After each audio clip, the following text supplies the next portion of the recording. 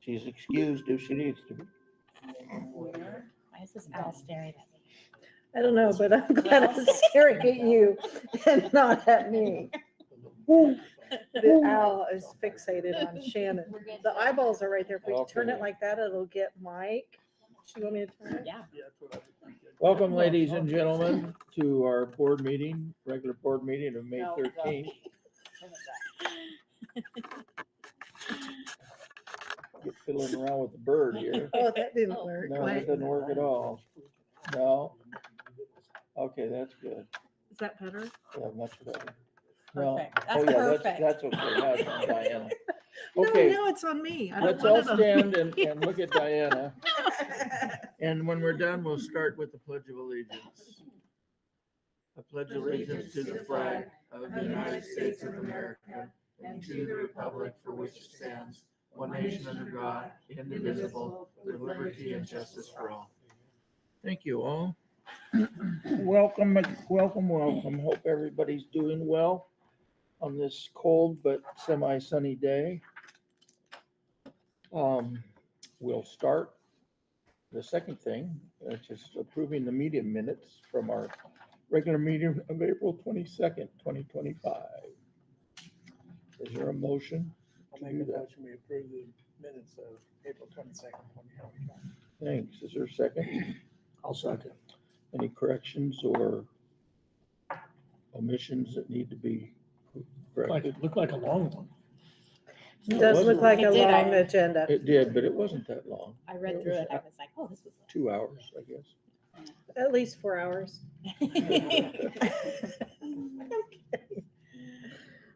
No, that was a good one. All right. Since there aren't any, all those in favor of adopting tonight's agenda, say aye. Aye. Aye. Any opposed, say no. It's adopted. I mean, the minutes are adopted. The minutes are approved. Now we're going to adopt tonight's agenda if somebody will make a motion. I'll make a motion to adopt tonight's consent agenda. Not the consent, yeah. Oh, sorry, we're adopting the agenda. The main agenda, yeah. The mean one. I'll second. Already marked it off, so I thought we were moving on. Okay, moving on. All right, thanks, Ron, for the second. Any additions or anything? No? All those in favor of tonight's agenda, say aye. Aye. Aye. Any opposed, say no. It is adopted. Public comments. Anybody here that's not scheduled to say something already, want to say anything? Okay. Nathan, it's early, but is there anybody there that wants to weigh in?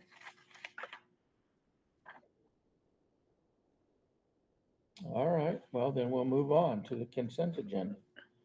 Is there a motion to adopt tonight's consent agenda? I'll make a motion. Second? I'll second it. We just have a slight correction.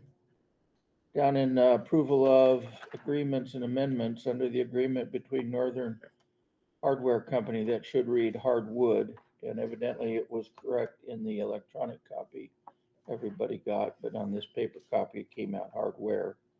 It should read hardwood.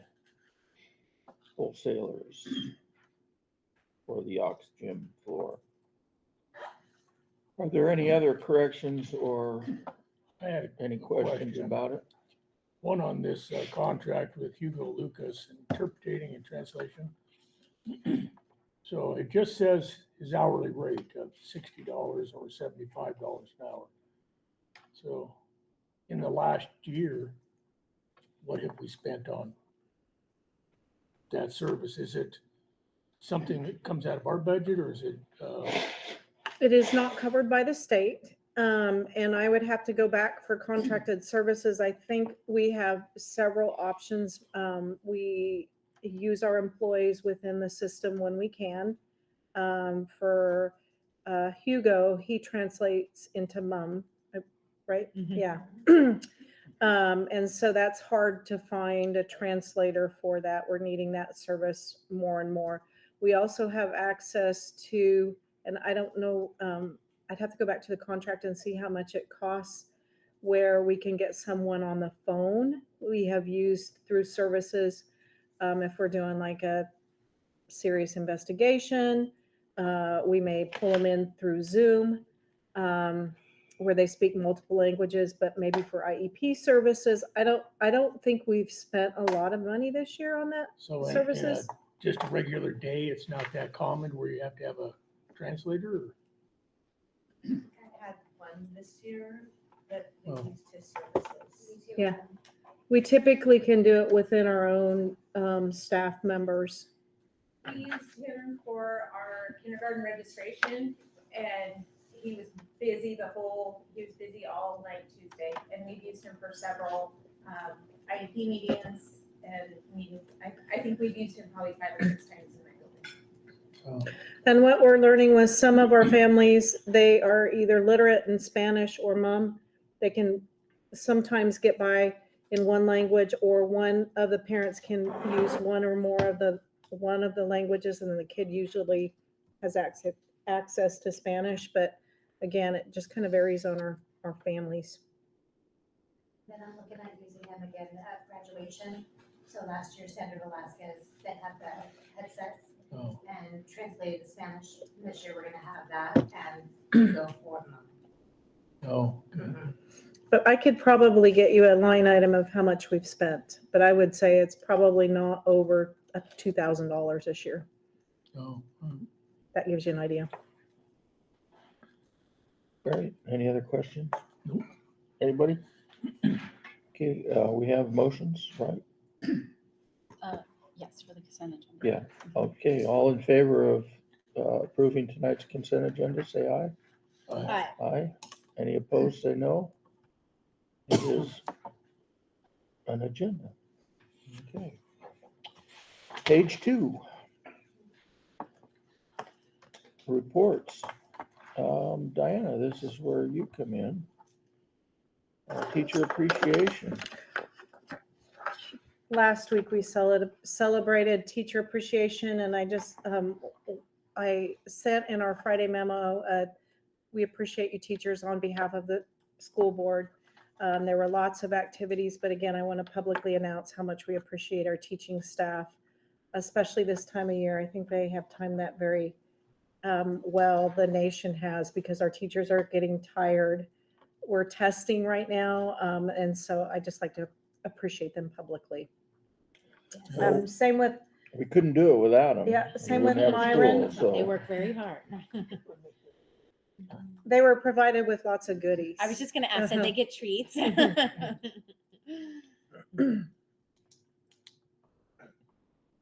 sorry, go ahead, Diana. That's all I have on that. Okay. The end of your activity schedule. Yeah, I put in your packets, and we can print that out if you want us to, but a list of activities starting as early as, I think, let me pull it up here. 22nd. Yeah, the 22nd. Which is ECAP graduation. Aw, Yeah, cute. if you really want to see something inspiring, it's a class of 2038, I think. Somebody figured out, Sam? 2038? That sounds scary. 2039, I know. But they come in full gear, purple and gold robes, and they have a sign. And that last year we even had a little PowerPoint of pictures of what they want to be when they grow up. It was really cute. I remember that. That's cute. And then on the 28th, we have Hidden in Plain Sight. That So excited for that. Yeah, it seems like it'd be kind of neat. And so we're going to hold that at Forks High School Commons, where we are using our Jewel dollars. You want to explain what that is? It's an awareness campaign. So what we're gonna do is we're gonna do a mock scene of a teenager's bedroom where it has like vapes, it has not detectors, sorry. It has like the chargers, all of the things, and then the community gets to come in and look at it. It's 21 and older. We have childcare provided by SCCLA. We have snacks provided by prevention funds. And it's just a way to get the word out about all the. So students, Yeah, So students can't come? Just any drugs or. Because they get hints. Yeah, exactly. They might hide in their room, in their. I think they have over 70 plus items that would look like they're normal items. The what? We've got the flyers right here. Yeah. Yeah. I watched it like probably 5 years ago. Was the first time I saw it on TV. They did a segment, and I was shocked about what kids were hiding in their rooms. And then So I hope Who's presenting? parents come and watch. we're contracting services with this organization out of, is it Bremerton? Yeah, the ESD. And then we have our multilingual end of year celebration on the 29th. Our walkathon, that's a good activity too, with all the elementary kids participating. I think they start at 9 a.m. on Friday, May 30th. The final puddle jumper assembly. Then we have go into the high school scholarship awards ceremony, Spartan Walk of Fame. That's when our high school graduates walk through all the schools in their caps and gowns. Baccalaureate on the 11th. We have our 8th grade graduation celebration on the 13th, and we're doing it in the Augs gym this year because of the kind of our delay for Forks High School graduation. We have inside at 1, so I will be traveling early in the morning, and we'll leave there and hopefully get back right at 6 p.m. for the high school. I'm not going to miss either one. And then last day of school is on Monday, June the 16th.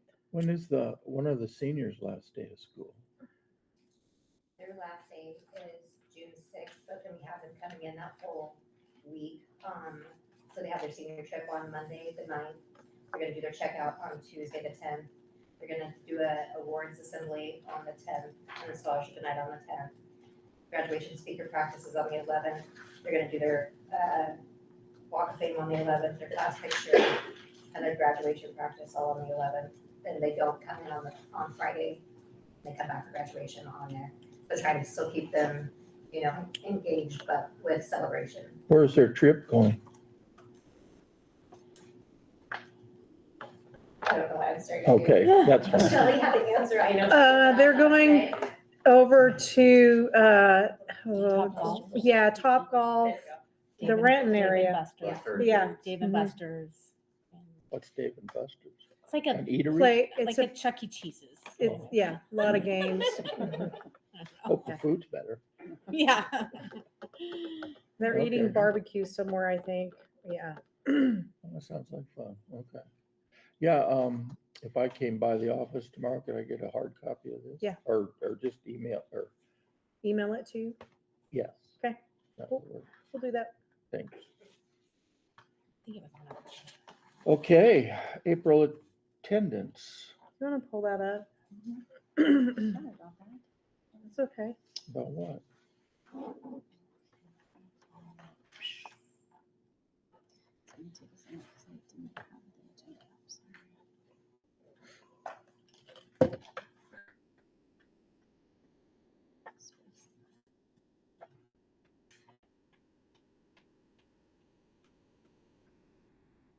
Almost there.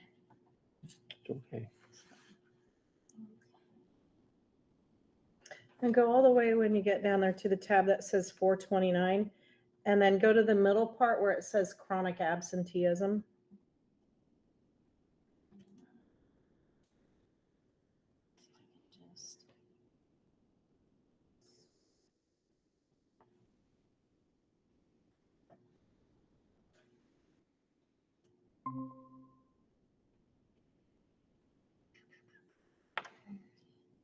Yeah, that chart in the middle.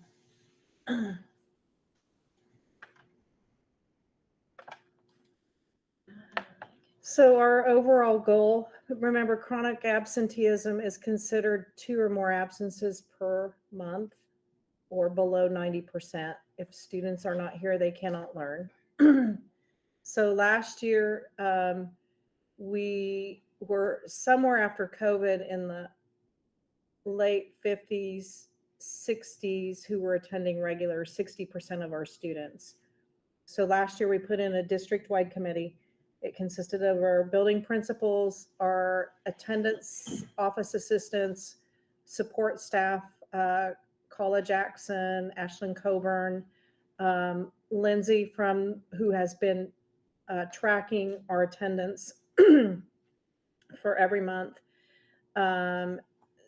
Tracy Hearn, who knows really about registration, which kids are where, and then Kyle and I. And so we do a deep dive. Everybody gets a printout of which kids are absent. This year we were hoping to increase our regular attendance to 80%, narrow the gap that 10%. Unfortunately, if you look where we are, we didn't make any gains. We stayed the same. We stayed flat at 70%. And this is only the second year that we've really had the district-wide level systems. And so we did some reflection. I'm just going to show you. Each of us wrote what went well, what were some of the challenges, and then what recommended changes would we have for the next school year. And there was really good discussion. I want to thank the team, one, for meeting every month and be willing to tackle this. And so some of our, what we saw as celebrations is the fact that we still focused on the data. We have a really good system for collecting the data. We have a good way to report it. We meet monthly. So we have that level of support. We have a team who's willing to meet to look at what our challenges are. But one of the things that we think we're missing, one of the biggest challenges, is that we don't do what's called enough tier 1 messaging and tier 1 education to parents and students to know the importance of attendance and how it translates into the world of work or translates into the world of really getting after something, a goal that you have. You have to be present in order to grow and learn. One of our big wonderings are, as a staff, are we modeling what we want for our kids? Because we know we have chronic attendance issues with some of our staff. When we're looking at 180 days committing to being here for our kids, and we're wondering what we could do about that. We were also wondering about other school districts that look like us. So I pulled up some school districts. There's a site where you can get all of our data, and it breaks it down by subpopulations. But I looked at another school district that has a pretty good population like us. It's North Mason, and it has the culture of our community of hardworking because they have a logging community there. And actually, they were a little lower than us. Not that that makes me feel good. I mean, they weren't performing where we are. And then some of our own regional schools are struggling as well. I think it's a national issue, and it has to do a lot more with kind of the culture of and thinking of where our kids are today. But anyway, we did a lot of, we're thinking that next steps is that we need more what we call tier 1, where everybody gets it. All of our teachers start talking with our parents about and kids about the importance of attendance and catching it sooner. The one thing we know is going to change is that we believe the funding is going to get pulled from truancy court, not this year, but the next year. And it's really going to be all on us to solve our own problems. We have not filed as many truancy action this year. We have a total of 10 filed in the district. The court has taken action on saying that 6 of them are truant and 2 of the 10 are contempt. But oftentimes, if you ask Tom, who's our truancy officer who goes to courts, they're going to turn around and say, what are you going to do about it anyway? So it's up to us. Where it really matters is if a kid is in trouble with the legal system, then we've got a little bit more teeth. If they may have a juvenile assistant to help them, not parole officer, but a social service, somebody helping, that usually has some teeth. But my understanding is it's going to be more on us in the future anyway. How about bigger schools? They must be proportionately the same problems. I didn't look at bigger schools, but I think if you look at the nationwide trend, the attendance is an issue. Some of the cultural things, though, I'm not really sure how to get around. Like if you need to take your kid to a doctor's appointment and you have to drive to Port Angeles or Silverdale, I mean, there are a lot of, we also think some of the parents have figured out the system where now they're calling in they're letting us know that their kids aren't going to be here, but it doesn't help when they're missing gaps of instruction and learning. Did I miss anything, you guys? Yeah. Well, I don't know how you can have control over that. I had truancy court today, and we spent an hour and a half with our 4 kids. It's a long time. And tell us about that, Well, without names, of course. Well, we look at, well, I will say that there were 2 other cases from other schools in between our 4, but make it 5, counting our elementary student. But we talk about their attendance, grades, communication with home, challenges that kids may be having that would be barriers to them attending school. And then what are we going to do to help remedy it? And I think for the most part, everything is always a positive, and we're looking to improve. Are there kids and parents there? Or is it just Today you? we had all but one parent there. Oh. And I will say, and just to ask a question about within our region, this year, the truancy dockets have been 4 or 5 pages long. It's not unusual to spend 2.5 to 3 hours in truancy court on a Tuesday. So other schools are same boat we are. And you said something about the teachers. Is there a comparison? Do we do a tracking on the teachers and what's the percentage of them that are missing? 2 days? We could look at staff. I do know that we have from day to day on any given day, but the other factor that we don't have in is staff who are going for coaching events. That wouldn't count. No, I mean, pulling those out, that's a huge factor. Hazel and I were at a Washington State Personnel Association conference, and we sat in on an attendance, employee attendance session. And the trend is that a lot of adults are missing from work post-COVID Is for, it nationwide state? well, at least in our state, it's an issue. So you say teachers are being called out for, to going out on training for, why are they doing that during school? And why aren't we paying them to go other days? That seems kind of counter to, Depends on the training, when the training is offered. My understanding is our professional development funds from the federal level will be going away or will be reduced. And we talked about the beauty of that is focusing on 100 days of learning and truly protecting that time on instruction. And again, I don't want to, there are people who do have chronic health issues. We're not talking about staff who need treatment or who need health or who have parental or familial issues. And I haven't looked at our data, but I would say it's probably about 10 to 15% of our overall employees, but that can have a huge impact on the learning environment when you're looking at the culture of a school. If 4 or 5 staff teachers are out and we don't have substitute coverage, then we can't deliver the instruction for that kid that day. Plus the kids are watching that. Well, and then Teacher never comes. Why do I have to? but we were talking about that, and I think that that is something we need to have professional and honest discussion about. Why aren't you coming? We would love to have a culture where kids want to come because they're hungry to learn and they know that there's going to be meaningful activities for them so they can grow and learn.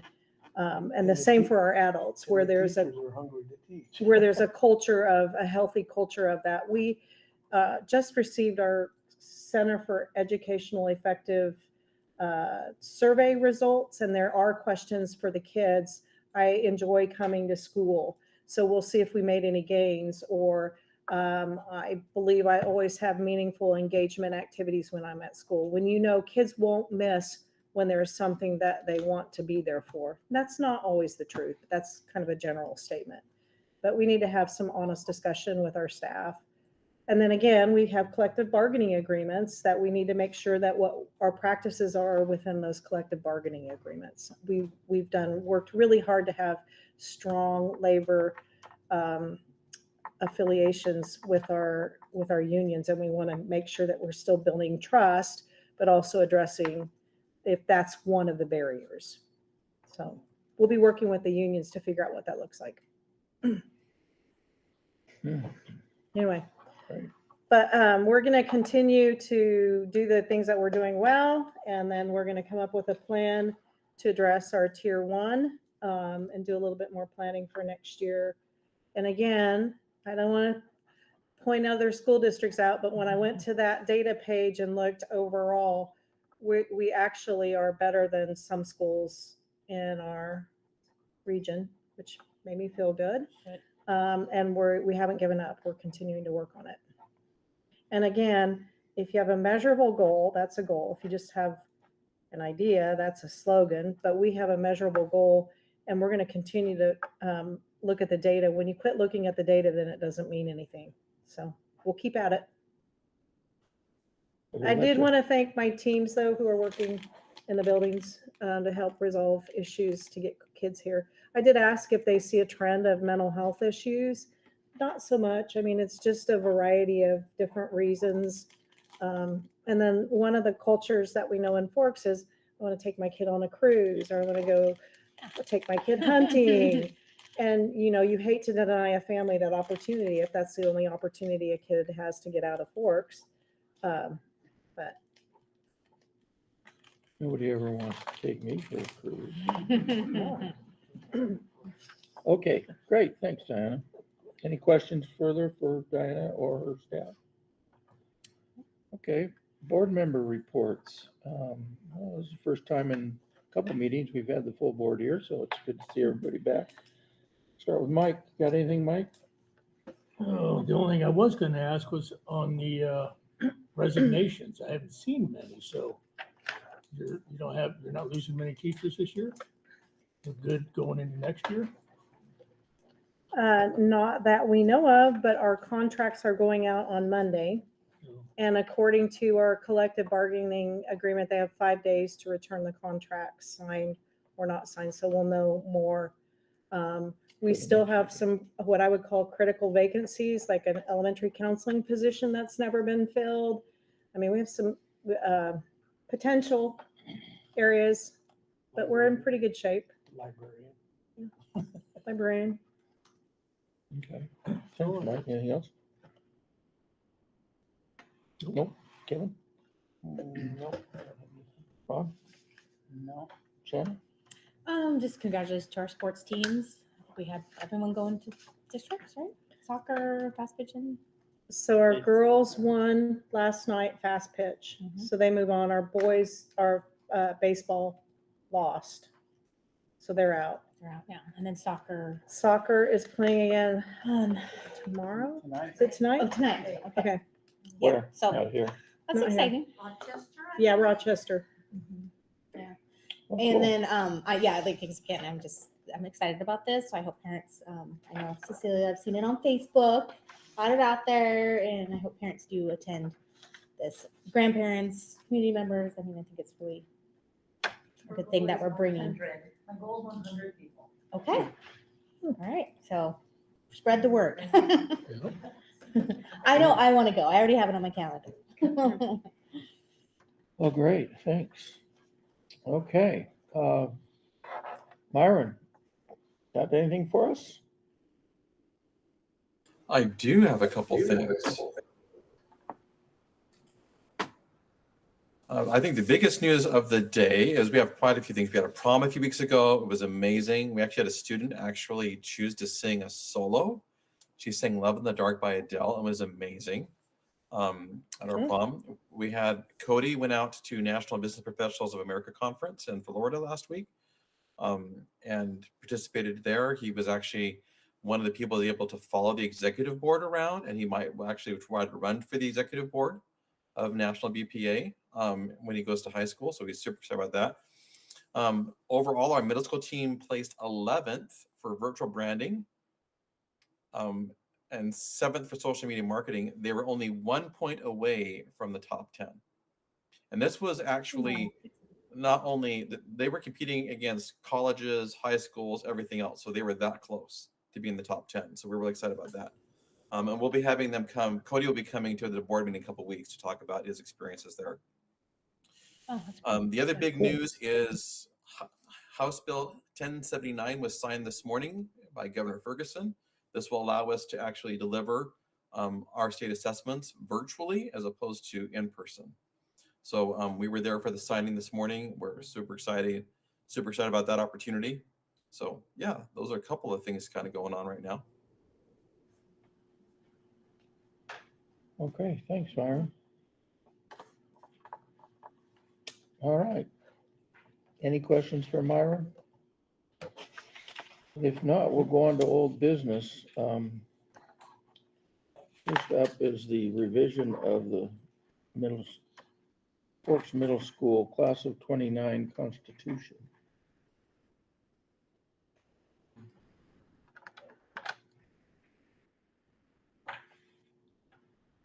It looks pretty cut and dried. I think these were updated again. No, Oh, actually, yeah. I'm the rep for the class of 2029. We never had one. Okay.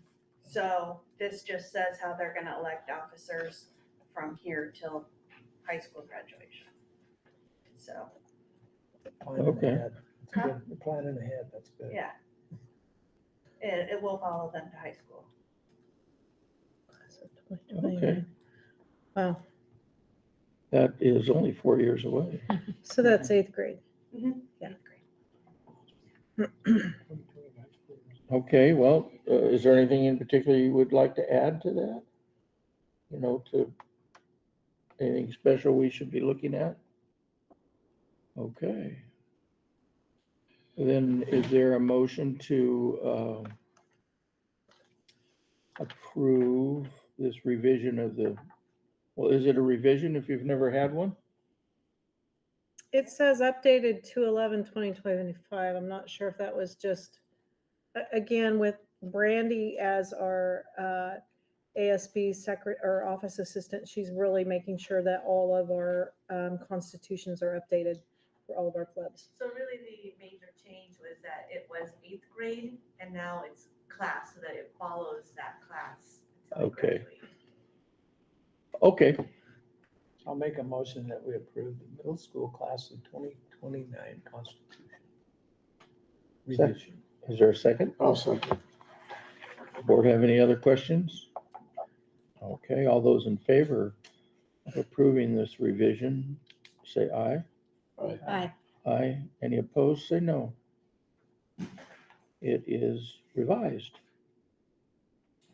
Schedule of the Spartan Ball Field project is no motion required, but we're going to discuss it. No, and Ron had asked about it, I think at one of our former meetings, and I have Bill Henderson here who has really been doing the legwork.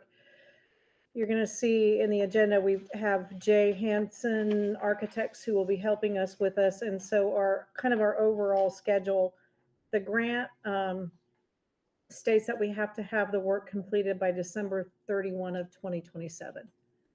So that's a little over 2 years, 2.5. Currently, last board meeting, you approved the archaeological dig.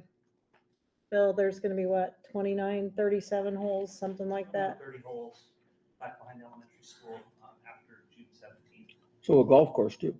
And then they'll do the holes, they'll do the investigation, fill them back in as they go across there. So And so Jay once this is approved, we'll start working on the schematic design. And then there will be design development between August and October. And of course, you will have input in that process. And we'll have like a committee.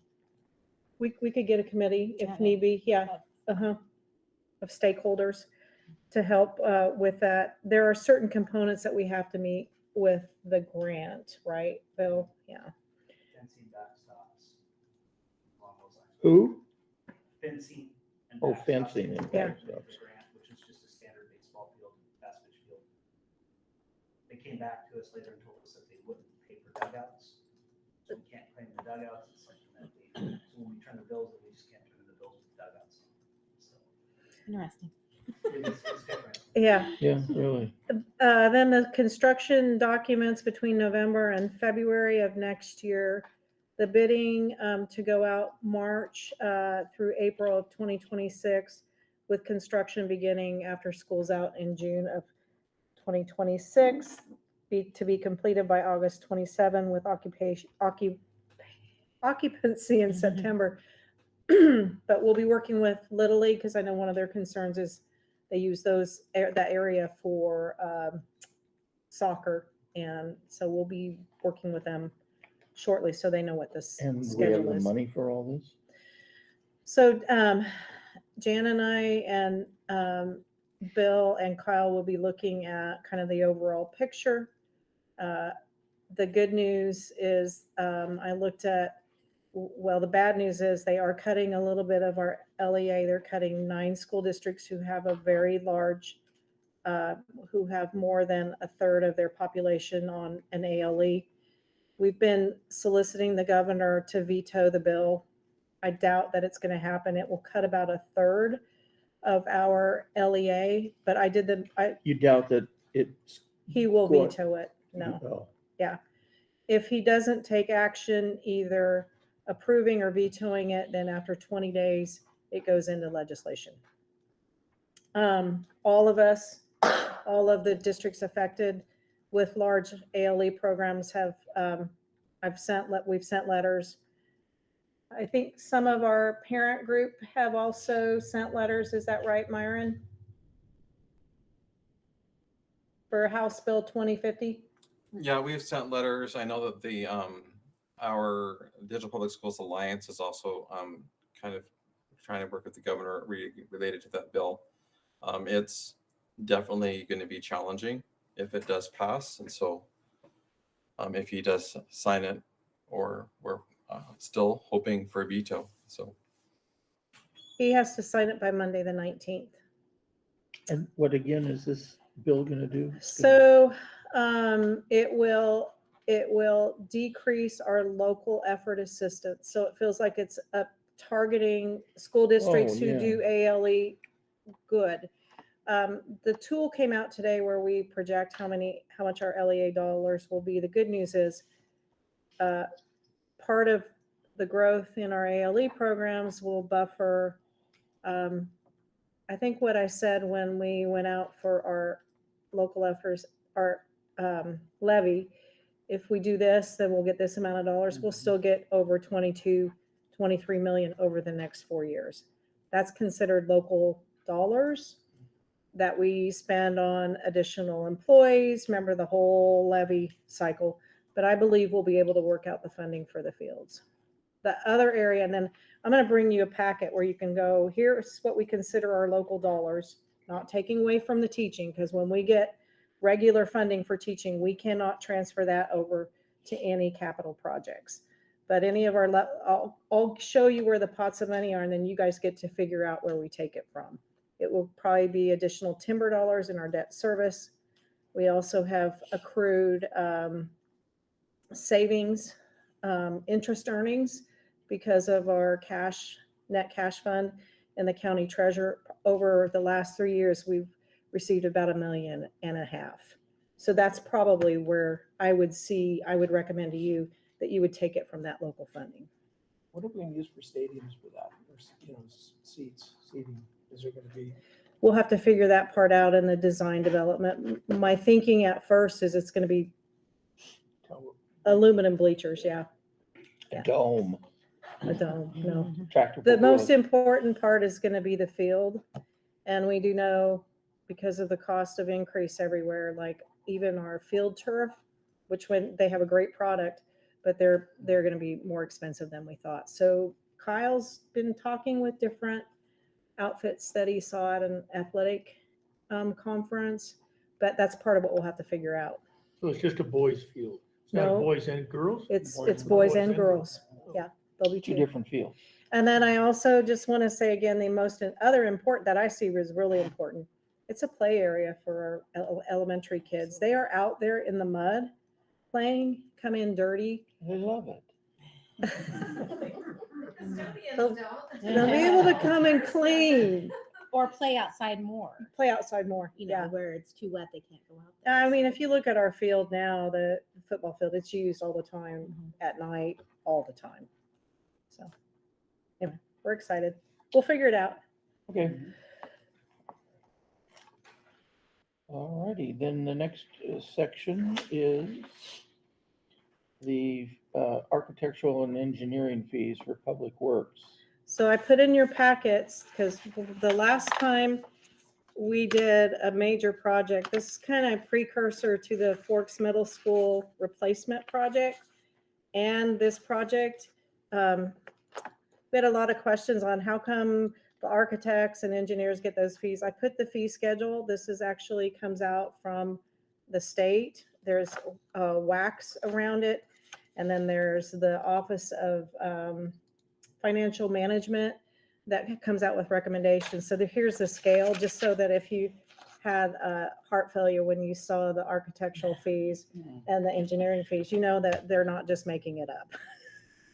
So you can go back to that as a reference. I reread the whole thing.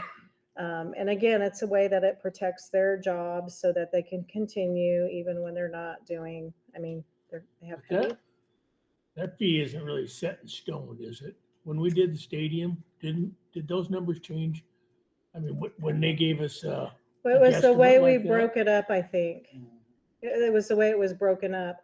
And the actual bathroom came under $1 million. The bid came in, was it right at $1 million? Just under $1 million. Oh. So you can see then the 10% isn't in there. I think that's what you're referring to, yeah. Oh, okay. And then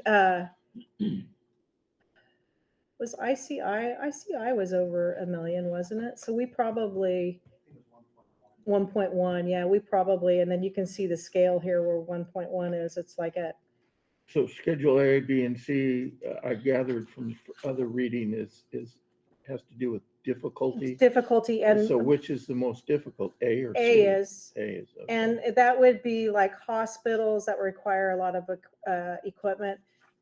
Schools generally fall in the B, Okay. and then remodeling, I think, and Baseball fields. yeah, they come under C. It lists what that is on the very, I think in somewhere, It's on the bottom. yeah. Oh, I didn't get so many No, pages. if you go into the whole 30-page Oh, there it document, is. it's on the very last page. It really good. It does a good job explaining it. Yeah, it looks like this. Stadiums are under C, warehouses, greenhouses, farm structures. The Schedule B is where gymnasiums, fire departments, classrooms. The A schedule is more for detentions, hospitals that generally have more complex infrastructure, heating and power plants. on the bottom of page 4, it says effective 2015, so in 10 years, these haven't changed? Count our blessings. Yeah. Okay. And by the way, Jay provided these. He couldn't be here tonight, but he said, make sure you share this with the board so they have a clear understanding. And then we're going to figure out when we'll do a workshop. And he said he'd be happy to go over any of this with you guys. These are soft costs. These are the soft costs. Okay, well, great. Well, that leads us, excuse me, right into the next item, which is the approval of a contract with J. Henson Architects for Spartan Ball Fields. Is there a motion to approve this contract? I'll make a motion, we approve the contract for J. Henson Architect for Spartan Ball Fields. Second? I'll second it. Okay, after looking at the specifics, any questions? All right, all those in favor of hiring J. Hansen Architect for the ball field, say aye. Aye. Any opposed, say no. All right, we approve the contract.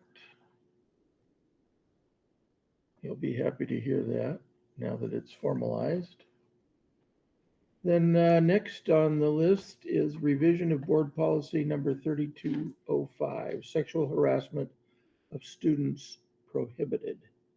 There's just a few minor adjustments. To give you some background, this is what we call our Title IX policy. And so on August 1st of 2020, this last school year, 2025, the Biden administration passed the new sexual harassment policy or prohibition of sexual harassment. And then when Trump came into office, then he reversed Biden's and we put back in the old sexual harassment of students prohibited. And then, so we went back to the old policy that was in place before August 1st. And then we just got notification on April the 16th from WASDA where they put in a new procedure and new language to better meet the language of under the current administration. Okay. And that's the stuff in red. Mhm. Mhm. It's pretty minimal. Yeah. The procedure is quite a bit different. But I put the procedure, well, we'll wait till this, again, this is a revision, so it just needs one reading. Okay, all those in I'll make a motion. motion, thanks. I Is approve there a it. second? I'll second it. Okay. Any other questions? If not, all in favor say to the revision of board policy 3205, say aye. Aye. Aye. Any opposed, say no. It's revised. Something you want to say about the procedures? Just if you want to walk a day in our administrative shoes, especially this is Kyle Weekly's role as the Title IX coordinator, there's 17 pages of a procedure that we have to follow if there's a formal complaint of sexual harassment. And it's But- rather complex. But that hasn't changed any. I don't This see is any a red. new one. I didn't show you the red because you would have just seen a All red. bunch of red. Okay, so this is all new. This is all new as of April the 17th or 16th, I think, yeah. Okay. All I right. will tell you the one area that I really believe we need to do some work is there's a student training in here, of course, age appropriate, that we need to do a better job with. And then there's a review portion where I am to get an ad hoc committee together, teachers, paraeducators, parents, students, to review our data to see what kind of harassment issues we have. And then to review the policy and procedure to see, number one, understand it, and are there things that we need to change locally. My recommendation, though, would be that we do some proactive training on what it is and what it isn't, so our kids know, especially it seems at the middle school, they like to try on, say things that are really on the borderline of sexual harassment, and start training our kids better. Okay. Thanks, Diana. Well, let's move on to new business then. Approval of the WIAA delegating authority. This is an annual thing we do. It is, yeah, annual. So is there a motion to approve this resolution? I'll make a motion, we approve that resolution. I'll second. Okay, Mike was loudest. Fine. Any questions or comments about this? This is, gives them the permission to make athletic kinds of decisions for the group or something like that. Yeah. Okay, well, all in favor of resolution 08-2425,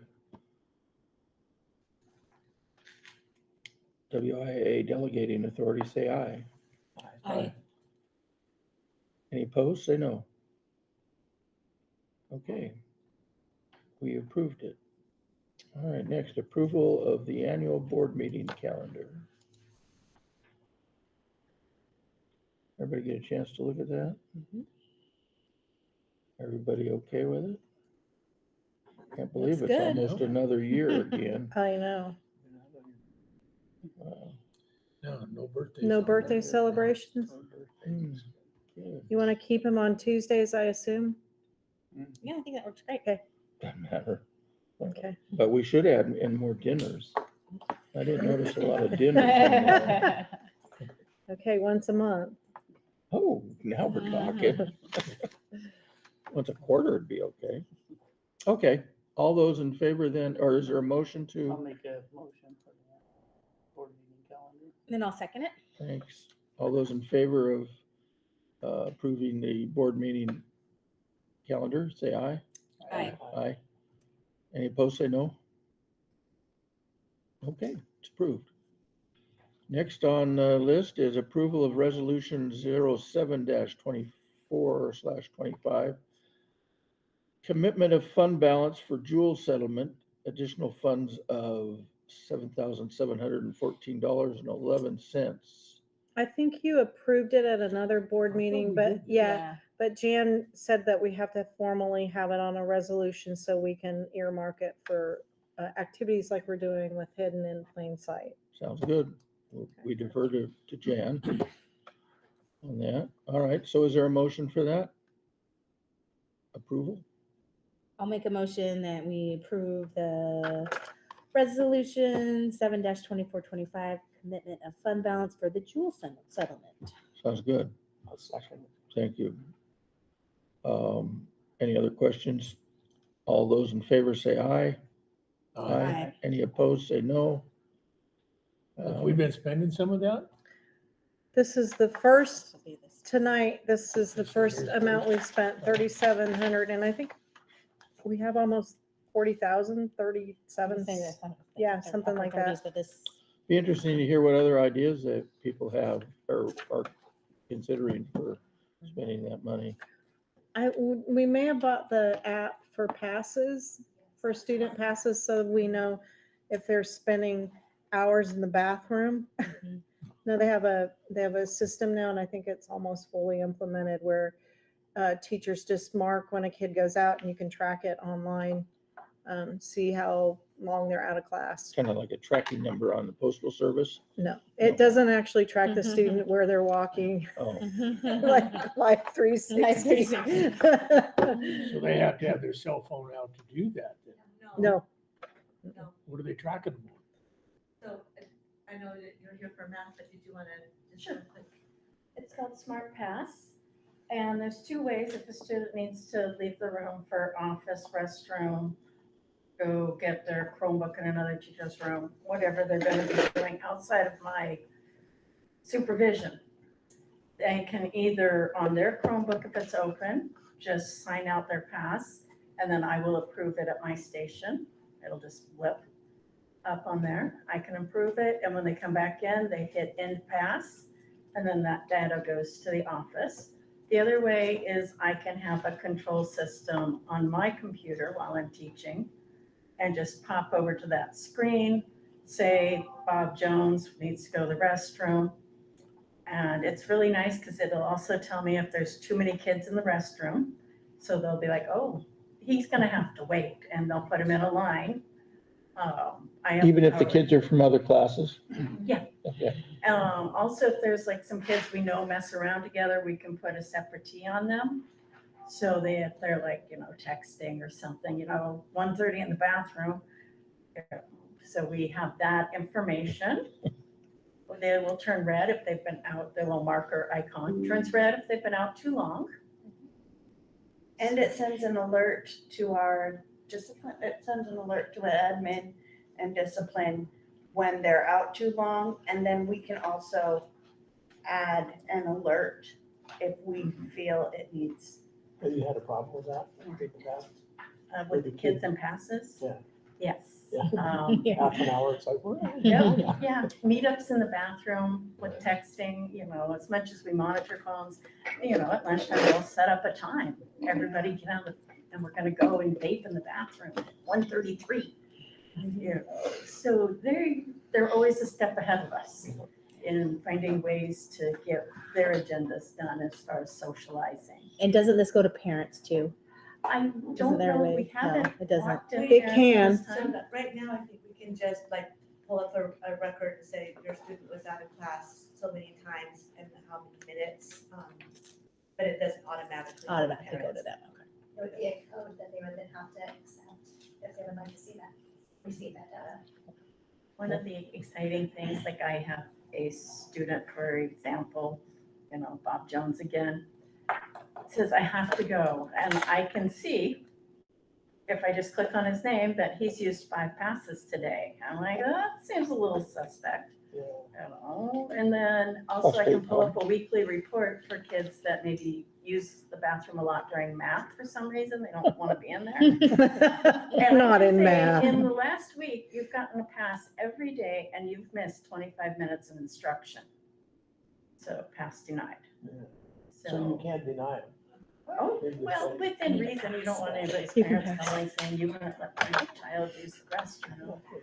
I'm putting in Shannon's pass right now. Let's see how it works. There. Well, it's interesting, yeah. It's been great. Yeah, we were able to track, I think on the first day, one student was out of like 4 different classes for extended periods of time. And that was on the very first day that we just were testing it out. So we're able to really hone in on the students who are skipping or meeting up as opposed to just going to the restroom because they need to. So Tom, have you hooked up with this Bob Jones? He seems like somebody might be in your purview. Yeah. His cousin and sister. Okay, So Diana, it says in that there's 62,000. Oh, 62,000.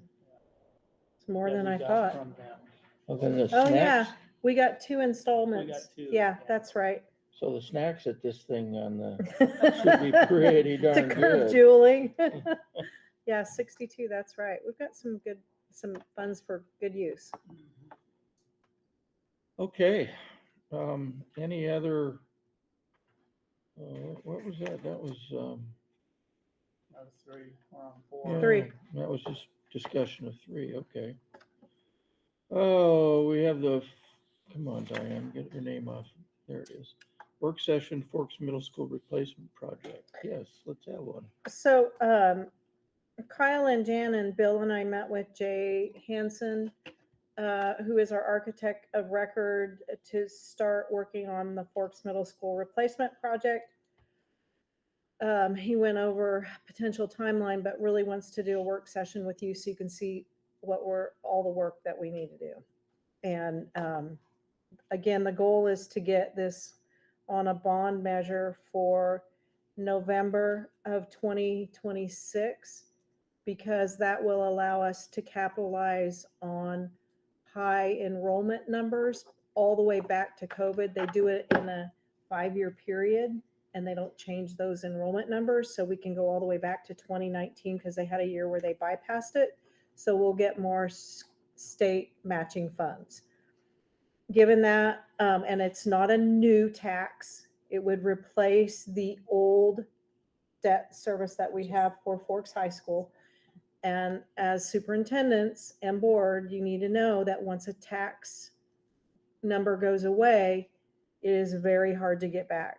So schools who are not passing levies or who can't pass a bond, you don't get that back. Jay's just got a lot of information. You're going to be starting to make decisions, help us, guide us, make decisions.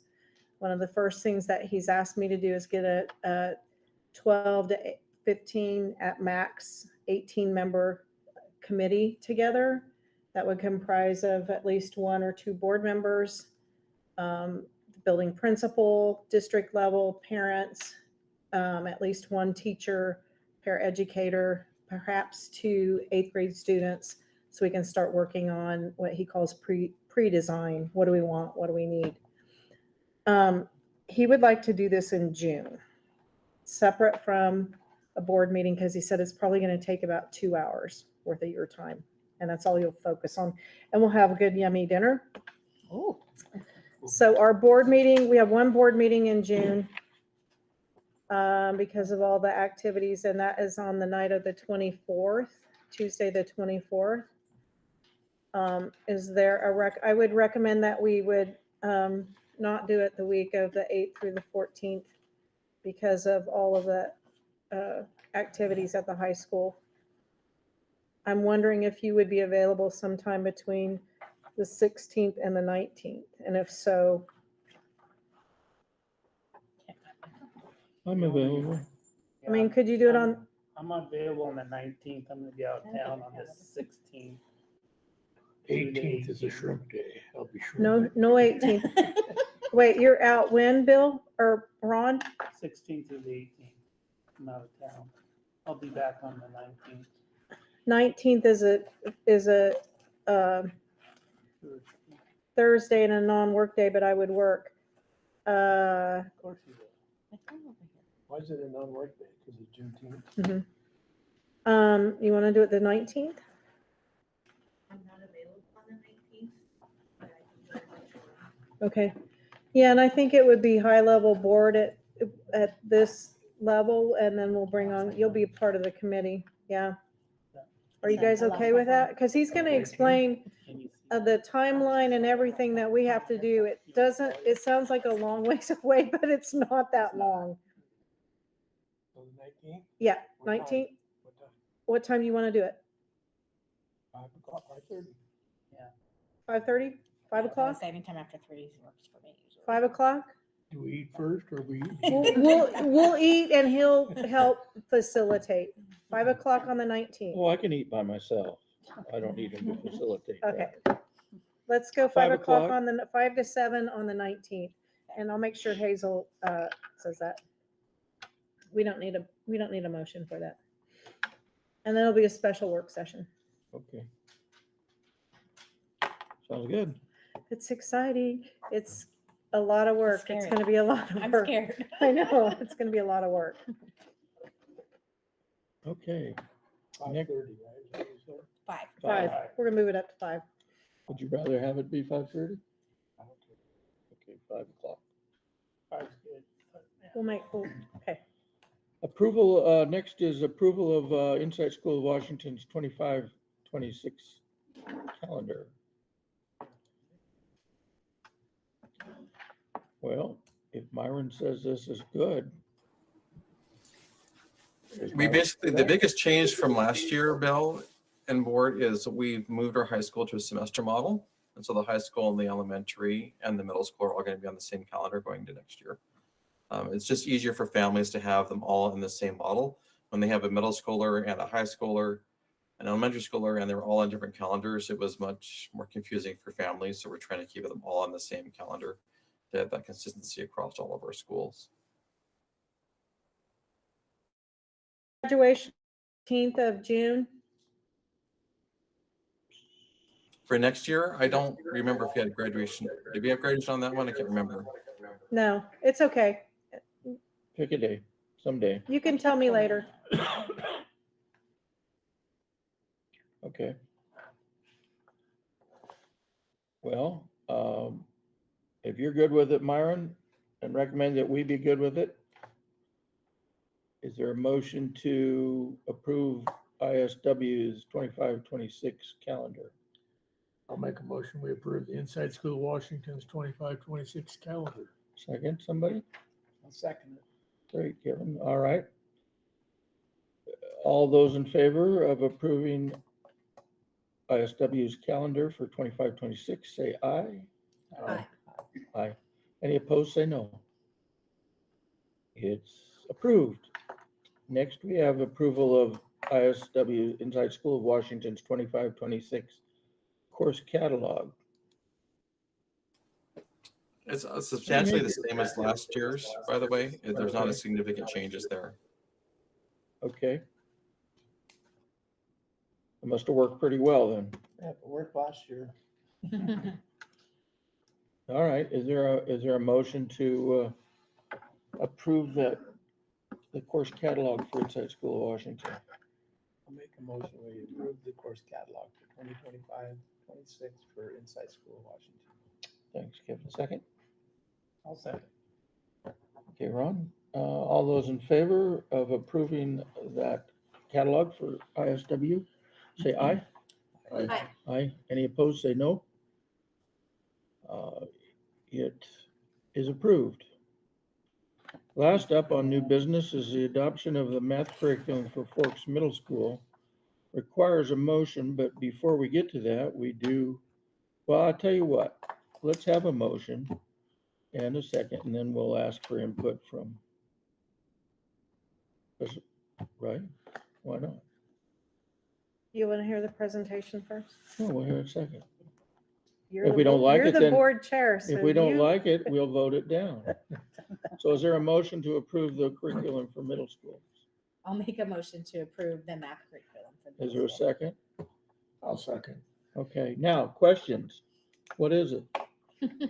Sell us. Can you pull the Do presentation you up? have our presentation?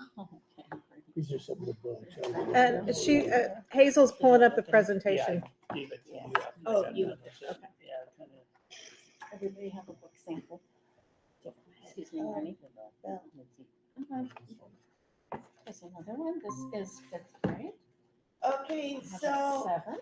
the curriculum that the math teachers like is called the iReady Classroom Mathematics. It's a work text and resources. It's a full curriculum that aligns with the iReady online program. Next slide, please.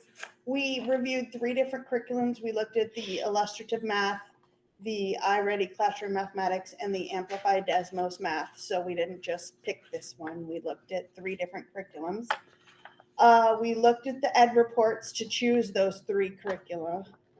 And then we ordered and reviewed the workbooks and resources. So we've had these almost all year. We've had the 3 resources. So we've been picking and choosing and trying out different lessons. We use lessons from all 3 curricula in our classes and asked for student feedback. We held a curriculum night, which was like an open house, and parents and students gave us input regarding the curricula. So we have that. And then we discussed all of the factors, student input, parent input, how it worked in our class. And the 4 of us middle school math teachers chose the iReady because it does align with that online curriculum we already use. I think Victoria really likes that they use the diagnostic data to tell us what our students need in order to be successful in the lessons in the curriculum workbook. Do you want to talk more about that? We already use the iReady diagnostic in our building. I think we use it K-12. Okay, so we're already paying for this. We have kids doing a diagnostic 3 times a year. We gather their data. I particularly focus on the math, but we also get it for reading skills. So this curriculum comes along and it says, okay, your child, your student did the diagnostic. They're showing a weakness in understanding fractions, basic understandings. So when I go to teach my next lesson on adding fractions, it says, hey, why don't you pull up this lesson offline from level 5 and reteach that prior to this lesson for this particular small group. So it really allows the teachers to differentiate without us having to invest the time in finding what lesson do I need to do to differentiate for this child. And it also provides upper level enrichments. So you have your kids that are done in 10 minutes and you're like, oh, well, why don't you do this? And one of the features of it is they have learning games, which the kids actually like if they think they're not supposed to be playing them. But sometimes when I tell them to, but I can also monitor their gameplay time. So I can say for 10 minutes, I want you, since you're done with your work, go to iReady, learning game, Hungry Fish, and I want you to practice adding and subtracting integers. And it goes to that level, or add and subtract decimals. So it's really goes from the younger skills up to the higher. So, and then our assessment piece is electronic. So it really works together, and it's probably the most comprehensive program I've seen in 20 years of teaching math, where I'm not, oh, I'm going to use this for this, and piecemealing together programs to hit everybody's needs. So I'm excited about it, and Yeah. I hope you guys will approve it. And if you want to show the next slide, we looked at ed reports and all 3 curricula that we chose had perfect ratings. So it really was more a choice between the students and parents and teachers. And the next slide is we got student input. We liked the illustrative math and the iReady. We kind of ruled out Amplify because it was too computer based on a completely different computer program than the iReady we're already using. And then we got 8 preferred the Kendall Hunt illustrative math and 8 preferred the classroom iReady when we had the parent input night. So it was dead even between those 2 curricula. And like she said, this one's more comprehensive because it uses the assessment that we're already giving, as opposed to take an assessment on this platform and then use a completely different curriculum. So that's why we chose iReady. It aligns with the standards, the essential standards that we've been identifying in our PLC, right? It aligns with that really, really well. And it contains a lot of supplementary with remediation practice and enrichment. So, and it has a few features that are really nice, a lot of vocabulary embedded into the program, and a parent letter that goes home at the beginning of every lesson that tells the parent how to do what it is that we're doing so that they can help their student with homework or with lessons that they missed when they're, in sports and stuff. So it's got some good features to it. So how does it align with what we're teaching in grades 4, 3? Okay. They're using the Bridges math program, and they've been very dedicated to it for a long time. I want to say like 13 years. 15 probably. Yeah, long Yes. time. The more important question is, can you make this align to, remember, right now our PLC work, they're doing 8, they're looking at the state standards and they're picking 8 to 12 that they believe are real, they're lasting. And so the curriculum is not as important unless it doesn't meet the kids' needs. And so they'll be choosing lessons based on their guaranteed and viable essential standards. Yeah, with any curriculum, Okay. there's always more lessons than you can possibly teach. So we are using that PLC work to really hone in on what are the essentials that our students need to know and how can we get them to learn that. So it's still teacher driven, Sure. but it's a resource that has a lot of great stuff in it. Okay. By the way, let me back up. You didn't get formally introduced. This is Judy. Marnie Whitehead, who's 8th grade math, and Victoria Struker, who's 7th grade math. But we have 2 others who were on the team, right? I'm Yeah. assuming Yes. Carrie Acheta Yes. and Brittany Hunley were on it as well, yeah. And then this curriculum also has an Algebra 1 book, so I can use it for the 8th graders that are taking that high Algebra school 1. credit. So it does go up to Algebra 1, and I Okay. believe they are working on other high school courses, but they're not published yet. That's great. So, This isn't already being used, right? Well, you piloted some this year, right? Yes. They piloted some. Particular units. Is it gonna Not get the their- whole thing. Is it gonna get the math scores up? Time will tell. We're testing them So- right now. Did the kids The seem kids to- are testing right now. No, maybe Well, not not right tonight, now. but I'll get them in there tomorrow morning. well, our iReady scores were really promising this year. Yeah, a lot of students make rows, the majority of our students make rows. But they didn't use iReady the whole year, because they were just trying it out. But the input from students is that they felt it was more engaging, that they liked the illustrations and the examples that it gives them. I have one that says, So the students did like it. the iReady book has more diagrams and examples, and then some, for the teacher and, like Kayla Ayers, really like the vocabulary component, which a lot of our students struggle with math because of the vocabulary, and so this has a really strong vocabulary, math vocabulary, piece that, and I think they're using it right now Yes. in some of them.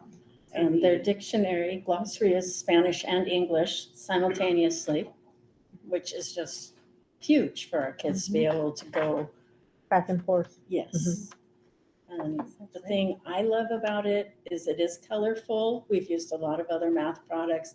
It's engaging, the real life problems, the presentation of the problems. I can get kids in, they have what they call a low floor and a high ceiling, where even a struggling learner can access the problem. They may not get it using formulas and things like that, but they can do it in their own way. So the best math curriculum, in my opinion, is the one the kids will actually do.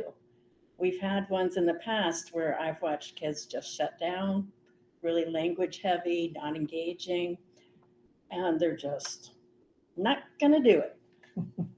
Literally, they've been told this by students. Nope, no way. And so I had really good success with this program. Okay. Thank you. Thank you, When was the Marty. last Thank you, time middle Victoria. school had a math curriculum change? Well, it was way back, when we did Eureka Math, and that was before. At least 7 years ago, Yeah. if not 8, yeah. Okay. Mhm. And what was wrong with it? I It have the book. discontinued. I brought it for you. Oh, it No, but it discontinued. went into Eureka Squared, and so that was the one that doesn't have a lot of, diagrams. It's very black and white, word and it's heavy. very. Word language heavy, read. Yeah. Okay. Yeah.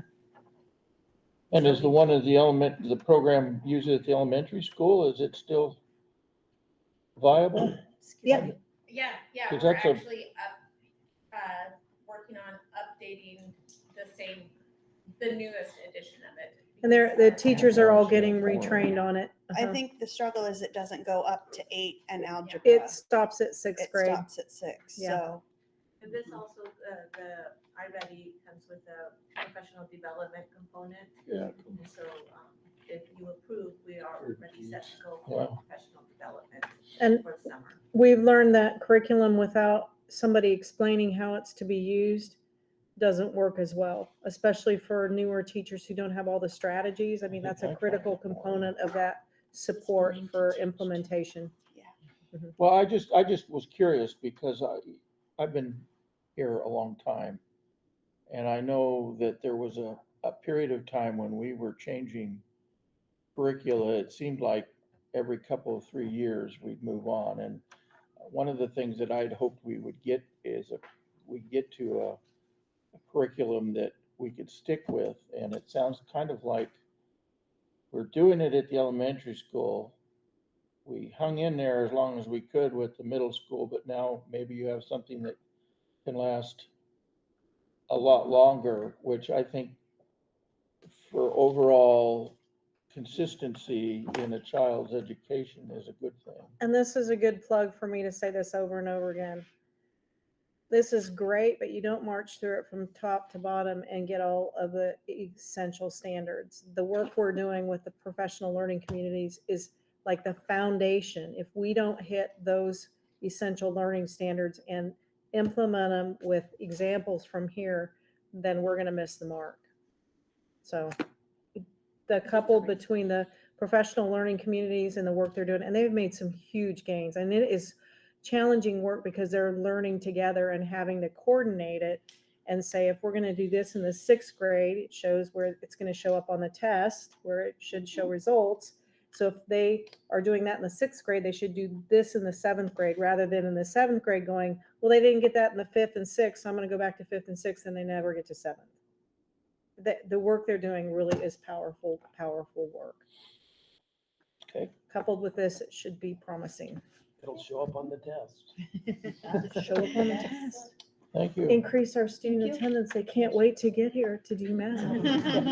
Yeah, that's gonna happen. Good. Are you guys looking at these? Yeah, Nope. Thank you, Marnie. Thank Thank you, Victoria. Thank you. All righty then. Well, we have a motion and we have a second, so all those in favor of adopting this middle school iReady math curriculum, say aye. Hi. Aye. Any opposed, say no. None say no, so it's a done deal. Thank you for sitting through our whole meeting to do that. Appreciate your patience. We have an executive session for how many minutes? I'm going to say 15 minutes. 15 minutes. Remember, if we are back there and we're done in 10 minutes, we have to stay 15 minutes. Okay. But I think 15 minutes. So we are going into executive session at, as I read it, 6:50 PM. Okay. Well, if anybody needs a break, why don't we say 6:51 PM? And we will be back at whatever 15 minutes. 7:06. Good math. That's good. That's good, Diana. All right. Can't even believe I think it. you're ready. I'm not ready. I'm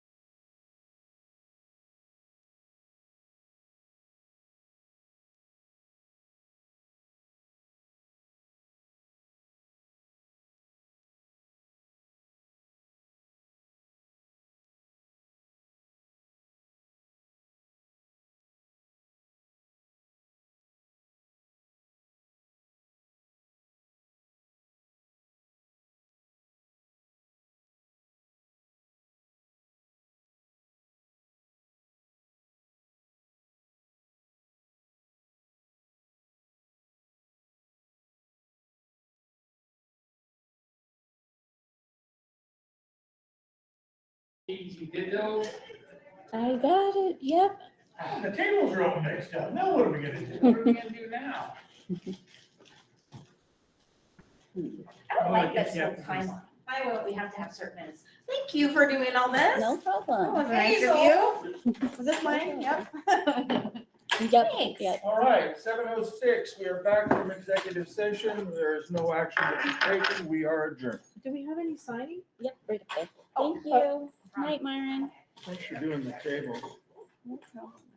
Good night. Thank you, guys. Have a good night. Night, Myron. Thanks for hanging around. Hey, it's my pleasure.